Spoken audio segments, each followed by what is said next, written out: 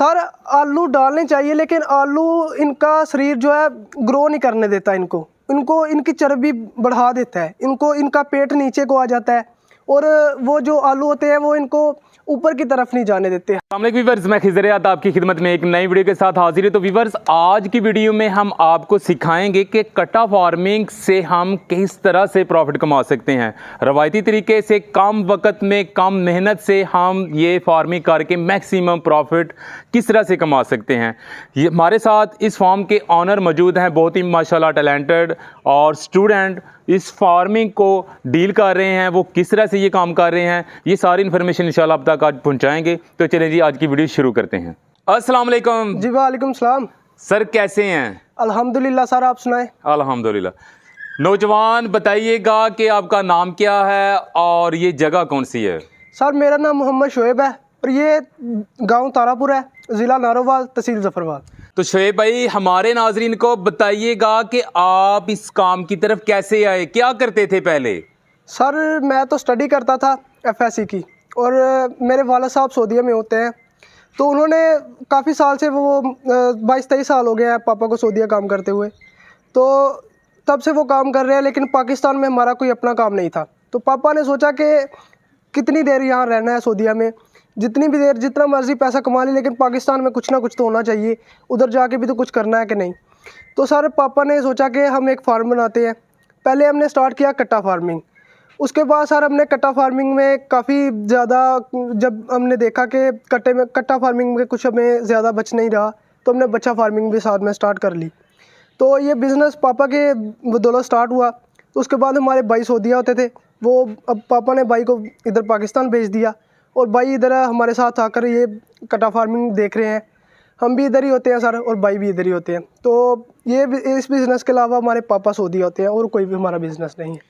अच्छा सर, बताइएगा, आपने बात की जी कट्टा फार्मिंग में हमें काफ़ी नुकसान हुआ। हमारे नाजरीन को बताइएगा कि ये नुकसानदेह बिजनेस है या प्रॉफिटेबल है? सर ये बिज़नेस तो प्रॉफिटेबल है, लेकिन जब बंदा स्टार्ट करता है तो बंदे को कुछ एक्सपीरियंस नहीं होता। हम पहले ये काम नहीं थे हमने पहले ये काम नहीं था किया, इसलिए हमें ज़्यादा एक्सपीरियंस नहीं था। तो जब भी हमने ये पहले कट्टे ख़रीदे तो हमने कुछ ज़्यादा छोटे ख़रीद लिए और कुछ हमने ज़्यादा महंगे ख़रीद लिए, तो हमें इस वजह से नुकसान हुआ। बकाया ये जानवरों वाला कोई भी फार्म है, ये आपको नुकसान ही दे सकता, ये आपको प्रॉफिट ही देगा, चाहे जैसा मर्ज़ी फार्म हो। लेकिन हमें सर इसलिए नुकसान हुआ था कि हमने पहले सोचे समझे बगैर ही हमने ये कट्टे ख़रीद लिए। सर, आपके बात करने का मकसद है कि आपको एक्सपीरियंस नहीं था कि कट्टा कौन सी उम्र में ख़रीदना चाहिए और कहाँ से ख़रीदना चाहिए, क्या सीखा हमारे नाजरीन से शेयर कीजिएगा। सर हमने पहले तो मंडियों से जाकर कट्टे खरीदे, लेकिन हमें उधर से कुछ ज़्यादा महंगे मिले और कुछ हमें ये नहीं था पता कि कितनी उम्र का ख़रीदना है या कितने एज का ख़रीदना है। तो सर हमने जब 2-3 बार फ्लॉक डाले हैं, उसके बाद हमें थोड़ी सी समझ आई है कि कट्टे का वज़न होना चाहिए सवा मन और कट्टे की उम्र होनी चाहिए 1.5 साल से ज़्यादा।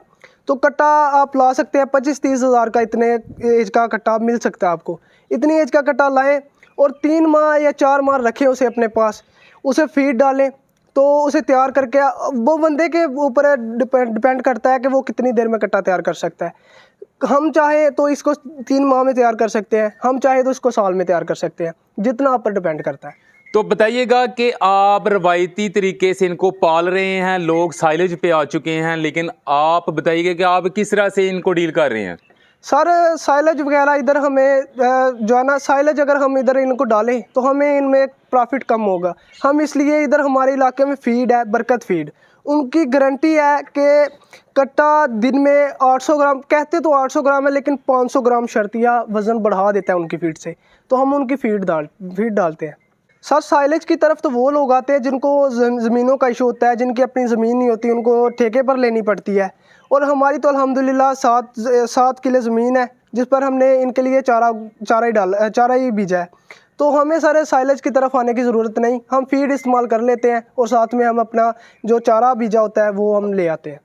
तो सर आपका जो टोटली डिपेंड है, जो आप इनको फैटी कर रहे हैं, वो टोटली आप डिपेंड कर रहे हैं जी फीड पे। लोग मुख्तलिफ तरह की राय देते हैं कि इन यानी कि फीड डालने के बाद गोश्त से स्मेल सी आती है, इनमें भी ऐसा इशू है? सर जब हमने ये फार्म स्टार्ट किया था, हमने जब फीड स्टार्ट की थी इनको देना, तो हमें भी लोगों ने कहा था कि यार ये फीड नहीं डालो, ये इसमें से गोश्त में से स्मेल आएगी, ये दूध या दूध वाली फीड होती है उसमें दूध में से स्मेल आती है। सर देखिए फीड में भी फ़र्क होता है। हर एक फीड जो होती है ना, एक 3 तरह की फीड होती है, एक अच्छी होती है, एक उससे अच्छी होती है, एक उससे भी ज़्यादा अच्छी होती है। और ये 3 तरह की फीड बरकत फीड में ही आती है। हम जब लेना स्टार्ट की थी तो हमें उन्होंने नॉर्मल फीड दी थी। हमने ये पहले फीड डाली है, पहले फ्लाक में से हमने एक कट्टा खुद अपने घर में ज़िबा किया है। हमने उसका गोश्त खाया, हमें उससे स्मेल आई है, हमने वो फीड छोड़ दी। हमने उनसे बात की कि हमें ऐसी फीड नहीं चाहिए जो हमारे इधर लोगों को मुतमिन करने से, जो हमारे इधर लोगों को शक में डाले, जो कि गोश्त अगर कोई खाए तो वो हमें ताना ना देकर जाए कि आपके गोश्त में से ये बदबू आ रही है या आपका कट्टा सही नहीं था, बीमार था। क्योंकि सारे इधर लोग, हमें इनको सेल करने के लिए दूर भी नहीं जाना पड़ता, हमें इधर ही हमारे गांव में से कसाई वगैरह ले जाते हैं और गांव में ही इधर गोश्त लगा देते हैं। तो हमें जब वो हमसे लेकर जाते, अगर हमने इनको अच्छी फीड ना डाली होगी तो वो लोग हमें आकर बातें सुनाएंगे कि आपने अच्छी फीड नहीं डाली और हमें गोश्त में ये दुश्वारी आई है। तो इसलिए सर हमने फीड अच्छी डाली, हमने खुद उसके बाद कट्टा घर में अपने ज़िबा किया और देखा गोश्त में से कोई ऐसी बदबू वगैरह नहीं थी आ रही। हमने खुद अपने घर में कट्टा खाया है। तो सर बताइएगा कि जो डेली रूटीन है आपकी, क्या किस टाइम इनको पानी दे रहे हैं, किस टाइम फीड दे रहे हैं, किस टाइम चारा दे रहे हैं, किस टाइम इनको कुछ भी नहीं दे रहे, या अंदर रखते हैं बाहर रखते हैं, क्या सीन है? सर ये अपने आप व्यूअर को दिखा रहे हैं। ये इनके गलों में रस्सी नहीं है, ये खुले रहते हैं, ये हम इनको बांधते ही नहीं। ये अपनी मर्ज़ी से, हमने हौद बनाया हुआ है, ये उधर से अपनी मर्ज़ी से पानी पीते हैं। और हमने इधर अंदर भी खुरलियाँ बनाई हुई हैं और बाहर वगैरह लकड़ी की रखी हुई हैं। तो हम इधर इनमें फीड वगैरह डाल देते हैं और साथ में अब तूड़ी वगैरह डाल देते हैं। तूड़ी जब हम डालते हैं ऊपर से हम फीड डाल देते हैं, तो ये अपनी मर्ज़ी से अंदर भी खाने चले जाते हैं, बाहर भी खाने चले जाते हैं और जब दिल करता है इनका पानी पी लेते हैं। और इनको सबसे ज़्यादा ज़रूरत होती है सर पानी की। ये जो कट्टा होता है ना, इसको जितना आप पानी में रखेंगे, जितना आप इनको पानी ज़्यादा पिलाएंगे, उतना ये ज़्यादा बलेंगे और उतना ही आपको ज़्यादा प्रॉफिट देंगे। तो हमने इसलिए इनको बांधा ही नहीं और हौद भी इनके लिए बना दिया पानी का, वो 24 घंटे फुल होता है और वो इनका जब दिल करता है वो वहाँ जाकर पानी पी लेते हैं।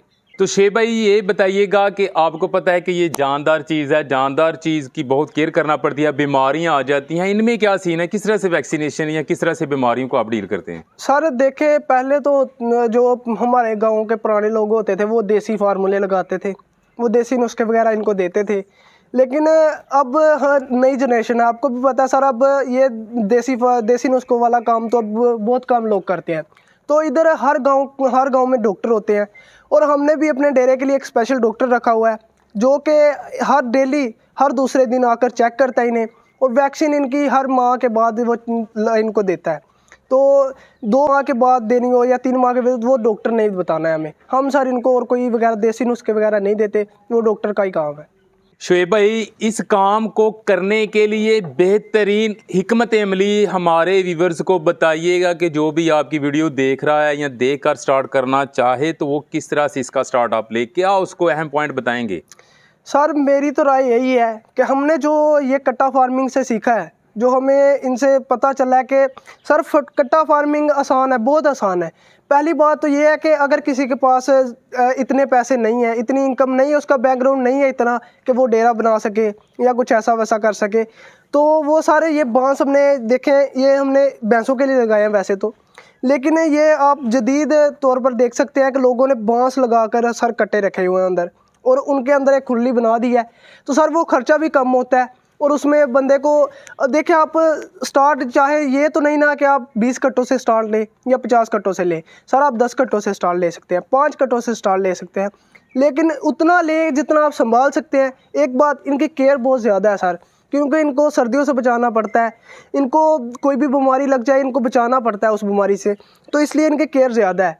तो इनको सर आप इतना ज़्यादा शुरू में इतना ना लें कि आपसे संभले भी ना और आपका नुकसान हो। तो मेरी राय यही है कि पहले आप 5-10 से स्टार्ट करें, उसके बाद जब आपको तजर्बा हो जाए तो आप ज़्यादा डाल लें। जो भी बंदा ये काम स्टार्ट करना चाहता है उसको मैं यही कहूँगा कि ये कट्टे मंडियों से कम ले और ये गांव से ज़्यादा खुद जाए गांव में। एक अगर आपने कारोबार दिल से स्टार्ट करना है, अगर आप इसमें से प्रॉफिट चाहते हो तो आपको सर थोड़ा बहुत तो जलील होना पड़ेगा, आपको ढूंढने पड़ेंगे ऐसे कट्टे जो आपको प्रॉफिट दे, जो आपको जो आपको कुछ दे कर जाए, जो आपका नुकसान ना करके जाए। तो आप गांव में जाए किसी में, वहाँ से कट्टे लेकर आएँ। मंडियों से लेने से बेहतर है गांव से आपको सस्ते मिल जाएंगे और अच्छे मिल जाएंगे, ना कोई बीमारी होगी ना कोई आपको नुकसान होगा। तो ये जो साइलेज वगैरह का सिस्टम है, ये तो सर वो लोग करते हैं ना कि जो जिनके पास ज़मीन नहीं होती। हमारे पास अल्हम्दुलिल्लाह हम गाँव में रहते हैं, हमारे पास तो अपनी ज़मीन है। तो वो शहरी लोगों के लिए होता है थोड़ा सा मुश्किल, जो शहर में जिनके अपने डेरे होते हैं उनके लिए मुश्किल होता है, क्योंकि उनके पास ज़मीन नहीं होती और उनको साइलेज वगैरह इस्तेमाल करना पड़ता है। तो उनको फिर समझ में भी आ जाता है सर, क्योंकि उनको मजबूरी में ये साइलेज वगैरह इस्तेमाल करना पड़ता है, क्योंकि उनके पास फसल वगैरह दूसरी नहीं होती। हमारे पास अल्हम्दुलिल्लाह अपनी 7 किले ज़मीन है, हम उसमें 4-5 किले स्टाला बीज देते हैं और 2-3 किले जो है इनका बजरा बीज देते हैं। तो सर लोग इनको आलू भी डालते हैं, क्या आप भी इस तरह से करते हैं? सर आलू डालने चाहिए, लेकिन आलू इनका शरीर जो है ग्रो नहीं करने देता, इनको इनकी चर्बी बढ़ा देता है, इनका पेट नीचे को आ जाता है और वो जो आलू होते हैं वो इनको ऊपर की तरफ नहीं जाने देते। हम भी इस्तेमाल करना चाहते थे, लेकिन आलू से ये बस फूलते हैं, बढ़ते नहीं हैं। तो लोग इधर देखते हैं जो कट्टा या बच्चा है वो बड़ा हो और फूला चाहे कम भी हो ना, शायद उसका काट होना चाहिए। वो लोग इधर गांव के ऐसे होते हैं, शहर में चल भी जाता है लेकिन गांव में सर ऐसा नहीं चलता। तो शेख भाई आपका बहुत शुक्रिया, आपने कटा फार्मिंग के रिलेटेड काफ़ी इन्फॉर्मेशन, अपना एक्सपीरियंस हमारे नाजरीन तक पहुंचाया। सर आपका बहुत शुक्रिया। जी सर।